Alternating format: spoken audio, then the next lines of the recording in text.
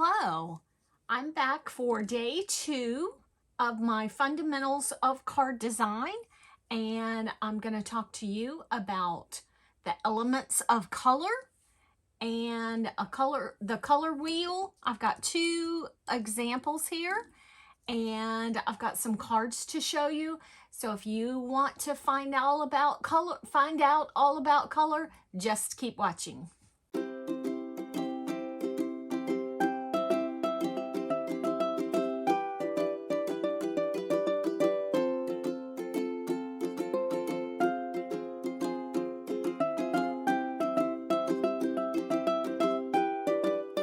Hello, my friends. This is Teresa with Fresh and Renewed with Teresa, and I am here again today with video number 2 for my fundamentals of card design.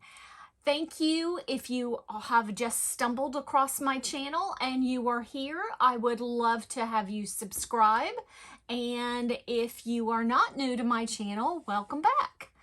So I have for you today a video on the color wheel and using colors as your design and what is the best way to use them. So I'm going to move this paper to the side and I'll talk about this in just a minute. And I want to talk about this. This is a metal color wheel. I hope that it's in camera. Well, it's in camera, but I hope that you can, well, there it's not. I hope that you can see it okay. It's a keychain that I got for Christmas, and it's from the Gray Muse. I will have their website linked down below. And it is shows you all of the elements of a color wheel, and you can turn this, and you've got your triadic colors, you've got your complementary colors, and then you've got your analogous colors, which we will talk about all of those in more detail. So I use this all the time when I am designing and when I am, you know, choosing colors and what looks good together. I use this all the time. So as I was preparing my homework for this video, I stumbled across this website where I could edit a color wheel. So, and there were lots of different ways to edit. I added my logo to it, and that was perfectly legal. You could do that on this website. They encouraged you to. And the only thing that I couldn't do was to color in these spots on the wheel because it was all one graphic. So you can color them in yourself. I didn't color mine in because, as you can see, my colors are kind of my printer is not behaving friendly to these days, and so anyhow, I will have this linked down below to my Google Drive as a PDF file that you can print this off. So I kind of want to go over, I'm only going to do part of it because I am thinking that this video needs to be 2 parts. So we have the color wheel that I showed you, the metal one. And when I was preparing for this, I Googled color wheel. I Googled printable color wheels. I Googled color wheel theory. So if you are intrigued about all of this, just go Google it and you will come up with a plethora of information.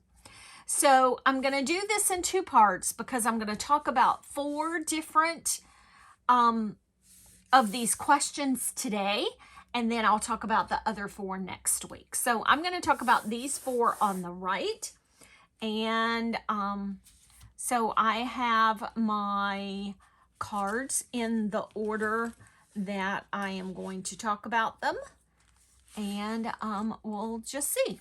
So the first question is, what is a triadic color scheme? I alluded to that word earlier. A triadic color scheme are 3 colors that are equal distance on the color wheel. For example, yellow, red, and blue. They're evenly distanced from each other. The example I used were purple, green, and orange. I know you probably can't tell that's purple, green, and orange, but it is. So I pulled out and created a card with purple, green, and orange. So this is from the Halloween Donuts. If you'll remember correctly, I said I was going to use all Not Too Shabby products in this video series. So this was,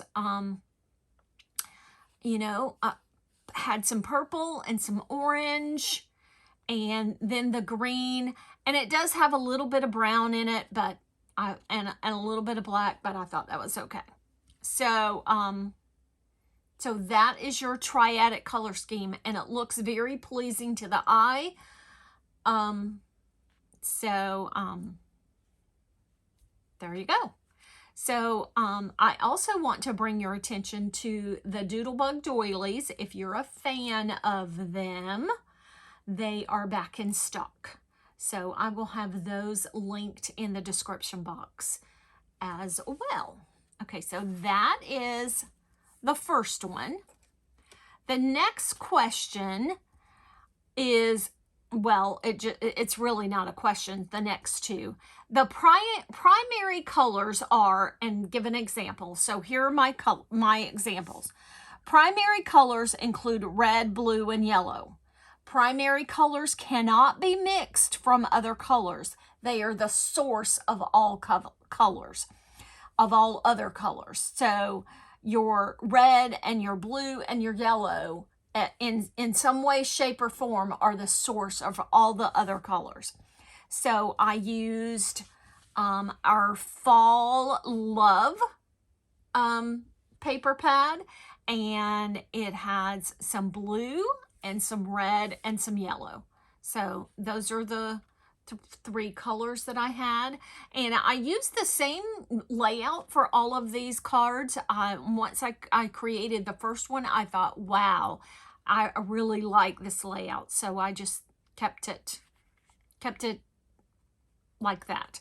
So I used this from the Fox stamp set, the cute fall fox. So proud of you. And then this was from the little critters, the fall critters. I don't remember what the name of that stamp set is, but it'll be linked in the description box down below. And this happened to be, I needed a birthday card, so I turned it into a birthday card and just stamped happy birthday to you on the inside of that. And that's what I did on the inside of all of them, my little flag strips. I'm really liking that design lately, so I've been using that design. And I used a doily on it. I used a doily on all of them. So again, I don't know if I emphasize this. We have the blue, the yellow, and the red. So your primary colors, it looks pleasing to the eye because those colors go well together. Okay. Oh, sorry. Didn't mean to pull that in. Okay, so our next little example is cold colors. Cold colors include, include green, blue, and purple, and variations of those 3 colors. Blue is the only primary color within the cool spectrum of the color wheel. So I used the paper pad Staying Cool to create this cool toned paper pad, and I used the ephemera snowman treats. And this is an old, not too shabby stamp set. I won't be able to link to that, but I'll try to find something that might have that sentiment on it. And then I used the enamel dots, the blue ones from, hold on a second. I don't know if those were from the Let's Get Cool enamel dots. I think those were from, yeah, those were from the Fall is Coming enamel dots. And I'm kind of thinking that those are sold out. So, but they'll be linked down below if they are. And then I have the doily behind the snowmen that is also that same color. So these were our cool colors. And again, it all looks pleasing to the eye because it all goes together. You'll have that pop of red and orange from the, and I know those aren't cool colors, but you have that pop of red and orange from the snowmen on there. So that gives, you know, kind of a little bit of extra interest. And then our last one for today is an example of a monochromatic painting or colors. Monochromatic colors color refers to a color scheme that is comprised of variations of one color. And since it's National Coffee Day and we have coffee pads, paper pads, I pulled out the coffee paper pad. Coffee on my mind, and a brown doily. I had already colored that up back when the paper pads released, and I did the same layout, except for this time I added in another pattern paper, and I just you know, had that same rickrack die and cut 2 pieces. And then I've got some brown enamel dots. These were from my cup of enamel dots. I've gotten back to using those. And then this sentiment is from a honeybee stamp. That one I didn't use a not too shabby product, but it says sending you a cup of cheer. This is from the one of a stamp set, not too shabby stamp set. I don't remember the name of it, but I will have it linked in the description box down below. And you see there it's all, you know, various tones of browns for the most part. I mean, you've got some black on these leaves, and then you've got some blue and blue-gray on the cup and the straw. But other than that, the whole card is kind of monochromatic. And it looks very cohesive. And then I did that on the inside. Just my 2 little strips. I didn't put anything extra. So those are my 4 cards. Following a kind of guidelines on the color wheel. And I hope you enjoyed it. Hope you did enjoyed this video, the second installment. Next week we will go over the other 4 areas that are over here, and we'll go over those, and I will have 4 more cards to show you. I felt like if I went over all 8, the video was going to get too long, and, you know, showed you my cards, and I definitely knew that I couldn't make this a video where I was actually making the cards in the video for you. So thank you so much for watching. Again, all of the products will be in the description box down below. I will also link in at the end of the video the playlist, so that for this series, so you can have, I've only had one other video, but it will be linked at the end of this at the end of the video, I'm sorry, at the end of the video.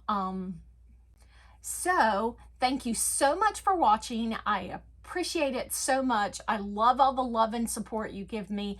And don't forget, I have a Google link in the description box down below that you can sign up for my newsletter, and if you want to, you can give me your name and address and instead of just your email address, and I will from time to time send out happy mail and cards to people. So thank you so much for watching, and I will catch you in the next video. Bye.